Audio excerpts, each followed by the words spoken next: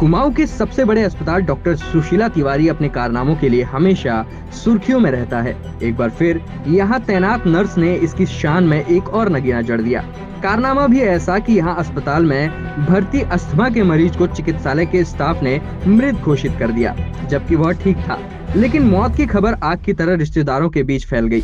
लेकिन इस बीच जब बेटे से मिल रिश्तेदारों ने सांत्वना जताई तो सब हक्के बक्के रह गए, क्योंकि तब पता चला कि जिसके दुनिया से रुखसत होने का मातम बन रहा था वो तो जिंदा है। इस खबर से रिश्तेदारों और परिजनों में कोहराम मच गया, जिससे अस्पताल में काफी देर गहमा गहमी का माहौल बन गया। दरअसल लामाचौड़ में रहने वाले एक बुजुर्ग को सांस की दिक्कत है, जिन्हें 3 सितंबर को डॉक्टर सुशीला तिवारी अस्पताल में भर्ती कराया गया था।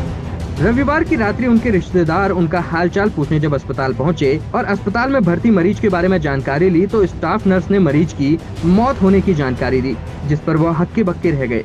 उनसे मिलने आए रिश्तेदारों ने बताया कि मरीज की मौत की खबर सुनकर वह भी सदमे में आ गए। इतने में मरीज का पुत्र भी दिखाई दिया तो रिश्तेदारों ने उससे मिलकर शोक संवेदना व्यक्त करने लगे। इधर मरीज का पुत्र हतप्रभ रह गया और इस बात को खारिज कर दिया। उसने बताया कि उनके पिता तो ठीक हैं, एकदम स्वस्थ हैं।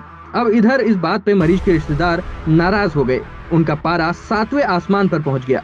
उन्होंने चिकित्सा स्टाफ पर झूठी जानकारी देने की बात कह तमाम सवाल खड़े कर दिए। इधर प्राचार्य डॉक्टर अरुण जोशी से जब इस पूरे प्रकरण की जानकारी ली गई तो उन्होंने साफ कह दिया कि मामला उनके संज्ञान में नहीं है और अगर इस तरह की हरकत चिकित्सा स्टाफ की तरफ से हुई है तो वही रटा रटाया जवाब है कि हम जांच कर उचित कार्रवाई करेंगे। नर्स सुप्रिंटेंडेंट भी साफ मुकर गई और पल्ला झाड़ लिया।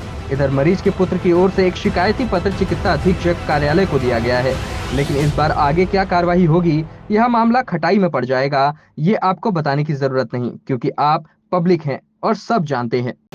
जी, मेरा नाम वेद प्रकाश है। हम छड़ैल पे रहते हैं और हमारी जो घरवाली के भाई साहब बड़े वाले हैं, हमारे जेठू लोग हैं, तो वो डॉक्टर सुशीला तिवारी में भर्ती है, जिन्हें सांस लेने में दिक्कत होती है। उसी के उसमें हम शाम को देखने आए 8:30 बजे।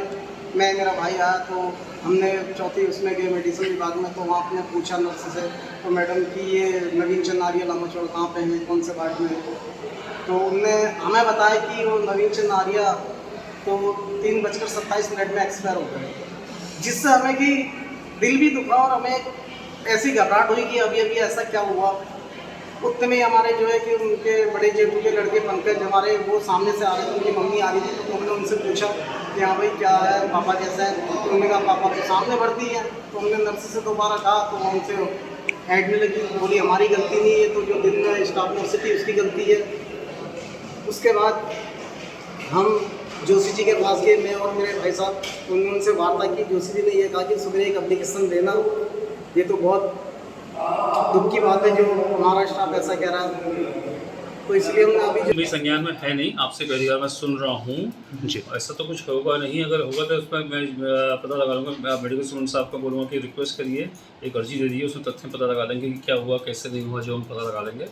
और नर्सिंग स्टूडेंट साहब से मैंने आपसे मिलने कि कौन सी नर्स थी, अगर ऐसा होता नहीं है लेकिन फिर भी इनको ऐसा लूज स्टेटमेंट से पहले सोच समझ के बोलना चाहिए, क्योंकि आदमी तो जब मृत होगा उसको डॉक्टर ऑन ड्यूटी से बात करनी चाहिए। जो भी होता है डॉक्टर ऑन ड्यूटी होगा उससे बात करें, स्पष्ट करें। मैं इसे खुद देख करके आए।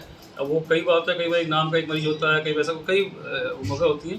फिर भी अगर ऐसा है तो थोड़ा सा गैर जिम्मेदार ना रवैया, ऐसा नहीं होना चाहिए। अगर होगा तो संज्ञान लेकर इसमें इंक्वायरी बिठाते हैं, इसमें कार्रवाई करते, इंक्वायरी करते, अगर गलत साबित हो गया तो उनकी अगेंस्ट जो है एडमिनिस्ट्रेटिव लेवल पर एक्शन लिया जाएगा।